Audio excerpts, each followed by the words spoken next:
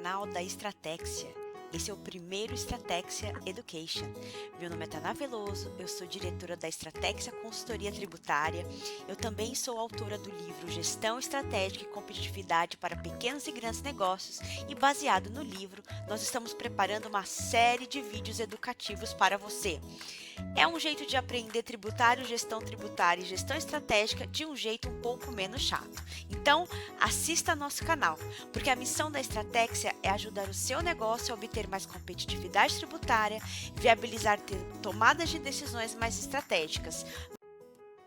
Experimente Estratexia. Expert por dentro, estratégica por inteiro. O que nós abordamos nos vídeos anteriores do Estratexia Education número 1? Esse é o último vídeo, o vídeo número 4 da nossa série.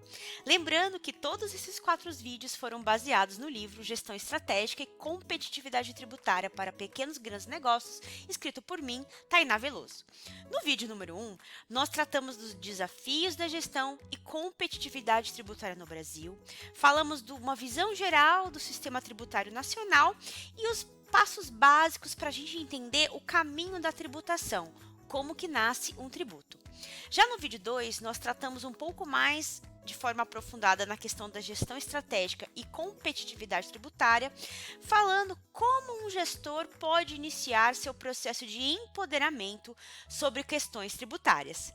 Já no vídeo número 3, nós falamos da estruturação de um departamento tributário e abordamos qual deve ser a estrutura e as principais atividades de um departamento tributário, ainda que você tenha uma empresa com uma estrutura enxuta e você tenha que terceirizar, passar para parceiros a maior parte dessas atividades. E o que nós vamos abordar nesse último vídeo do Estratexia Education número 1? Nós vamos falar das estratégias competitivas tributárias elementares. Vamos dar uma visão sistemática e inicial dos principais aspectos tributários que precisam ser considerados na estruturação e na alavancagem do negócio. Lembrando que nesse vídeo você vai ter uma visão bem geral. Não pretendemos esgotar aqui o nosso estudo sobre os regimes de tributação, os impactos da adoção de um regime ou outro. No livro você vai encontrar tudo isso de uma forma mais completa, tá bom? O escopo aqui é fornecer a você, gestor, uma visão sistemática ou inicial dos principais aspectos tributários que precisam ser considerados na estruturação ou na alavancagem do negócio. A primeira medida, aquela que eu falo que é elementar número 1, é a definição do regime de tributação. A primeira medida de planejamento, que deve ser analisada antes mesmo do nascimento da empresa propriamente dito ou antes do início de uma nova fase operacional. De maneira geral, a gente pode dizer que uma empresa ela pode se enquadrar em 3 regimes distintos: o Simples Nacional, o lucro presumido e o lucro real. Em outro vídeo, trataremos das diferenças técnicas de cada um desses regimes. Porém, é preciso que você saiba neste momento que desde o nascimento da empresa, na verdade, desde o nascimento e ao final de cada ano, é importante que a empresa reflita sobre o regime de tributação que será adotado no exercício seguinte, analisando-se as principais operações previstas, eventuais investimentos que serão feitos no exercício seguinte, perdas que estão por vir. Esta é a estratégia mais elementar de todas: saber definir qual é o regime de tributação que será adotado. E, se você já é gestor de uma empresa e não sabe por que vocês adotam um determinado regime de tributação, corra lá para perguntar e para entender. Bom, a nossa dica elementar número 2 trata-se do acompanhamento estratégico da legislação tributária. Veja que, segundo um estudo do IBPT, desde a nossa Constituição Federal, hoje nós temos mais ou menos mais de 50 normas tributárias por dia útil. Você acha que é fácil acompanhar tudo isso? Veja então que diariamente são publicadas diversas normas que causam impacto operacional, como ajuste de sistemas, nos documentos fiscais, nos seus arquivos e no próprio negócio. Quando a sua empresa terceiriza essa atividade de compliance fiscal, dito de uma forma mais simples, quando normalmente essa empresa passa, por exemplo, para o escritório de contabilidade, essa parte de compliance, que é a questão da entrega das obrigações acessórias, elaboração de arquivos, a falta do acompanhamento de eventuais alterações legais em relação a esses critérios muito operacionais podem não acarretar tantos prejuízos e riscos na medida em que esses parceiros acabam eles mesmos assumindo, né, esses ajustes e acompanhando a legislação. Mas no que diz respeito ao acompanhamento da legislação que impacta o negócio em si, preço, custo, lucro, modelo de negócio, nós na Stratexa recomendamos fortemente que a empresa realize periodicamente a captura e interpretação dessas publicações. Caso você não tenha alguém interno aí da empresa capacitado para analisar e designar os impactos de uma eventual alteração legal, tem que haver uma contratação de um ou mais parceiros, né, que tenha por função primordial esse acompanhamento. Vale destacar aí, pessoal, que pouco eficaz será a contratação dessa atividade de um parceiro se não houver interação com o gestor da empresa e o compartilhamento das informações com os departamentos eventualmente impactados. Na prática, o acompanhamento efetivo dessas mudanças legislativas, além de minimizar os riscos fiscais, proporciona uma maior competitividade ao negócio, como nós vimos aí que acontece com os clientes, tá? Bom, a nossa próxima dica, né, de estratégia competitiva elementar diz respeito aos prestadores de serviço.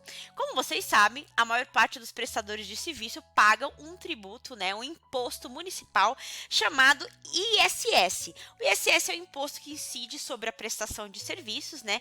Esses serviços estão elencados lá na Lei Complementar número 116 e, a princípio, o imposto é devido ao município onde está o estabelecimento prestador. Mas existem exceções, como, por exemplo, serviços de construção civil, onde o ISS acaba sendo devido lá no local da prestação de serviço, né, no local da obra. Nesse caso, então, para a maior parte das empresas que se enquadram na regra geral, né, ou seja, na regra de que o ISS é devido ao município onde está localizado o estabelecimento prestador, temos aí a estratégia elementar de qualquer prestador de serviço, que é definir o município onde ele vai se instalar. Se é possível ele se instalar em mais de um município, ele pode olhar aquele onde há menor tributação do ISS, tá?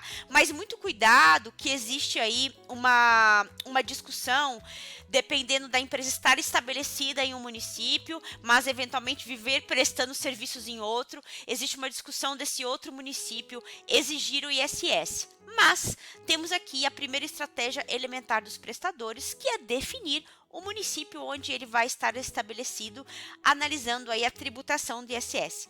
Uma outra questão que também suscita detida análise para fim de tomada de decisão sobre a estratégia do negócio são algumas discussões que a gente tem sobre uma mesma situação, onde há uma briga aí. De um lado, o fisco municipal dizendo que há incidência do ISS, de outro, o fisco estadual dizendo que há incidência do ICMS, como é o caso, por exemplo, das operações de tecnologia, operações envolvendo software. Então, muita atenção, se você é um prestador de serviço dessa área aí, você tem que analisar muito esse ponto, né? Qual que vai ser a sua estratégia, se é a incidência do ISS, se é a incidência do ICMS. A estratégia elementar número 4, a gente vai falar um pouquinho do IPI. O IPI é um imposto federal que é devido pelos industriais ou aqueles que são equiparados a industriais, né? Na verdade, o IPI acaba incidindo sobre operação de produtos industrializados e nas importações. É importante esclarecer que essas operações de industrialização não é só a transformação do produto. Uma montagem, por exemplo, a colocação de uma embalagem de apresentação, que é o acondicionamento, isso já caracterizaria, tá? Industrialização para fins de IPI. Tá?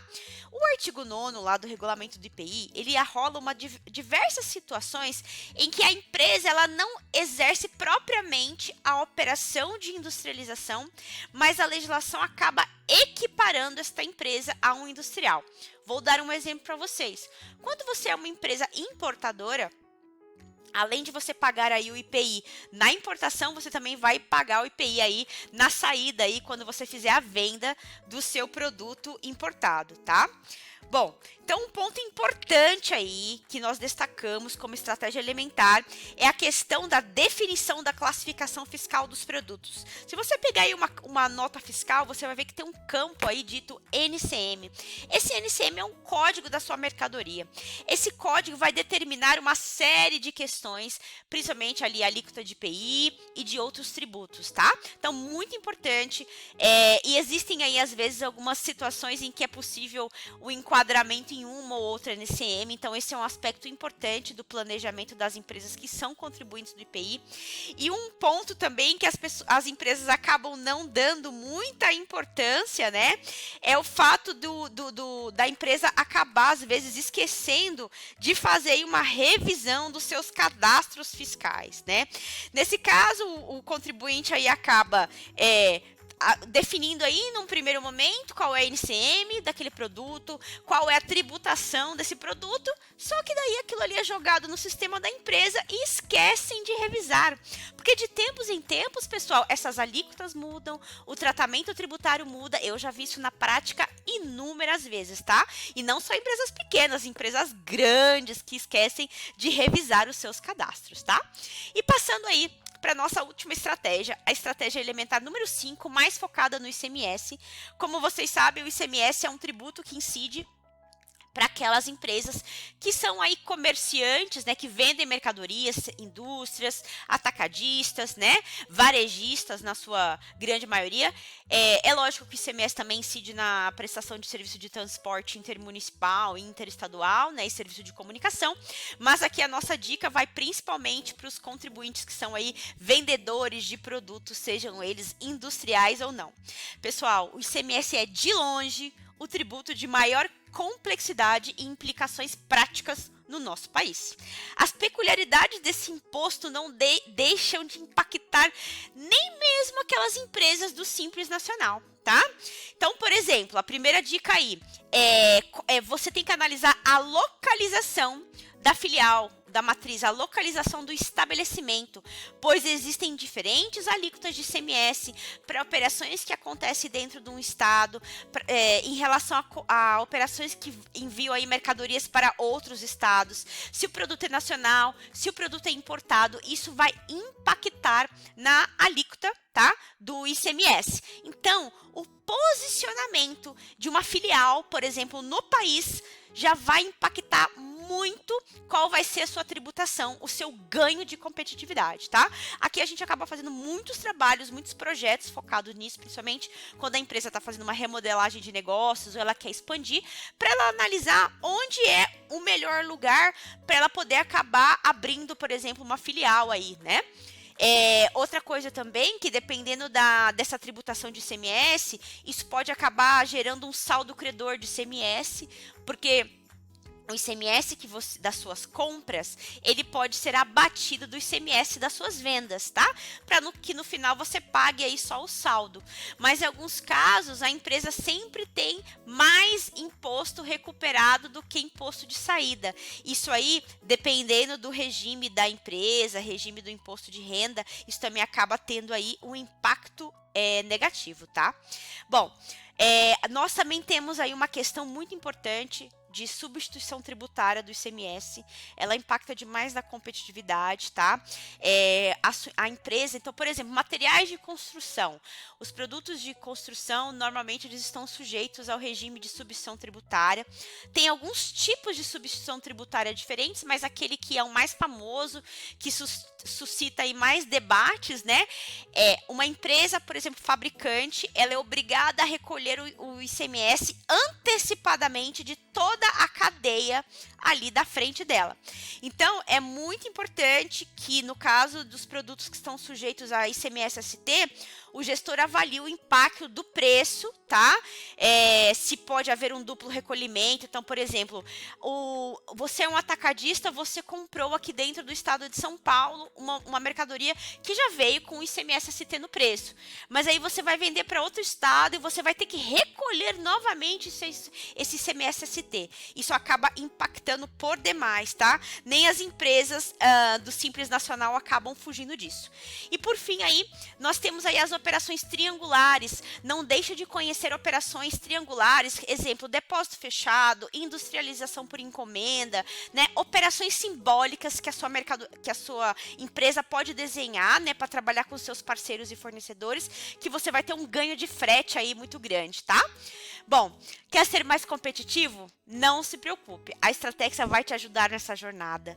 Ouça nosso Extracast, leia nossos artigos no blog, assista os nossos próximos Stratexia Education. Gostou do tema? Assista nosso canal no YouTube.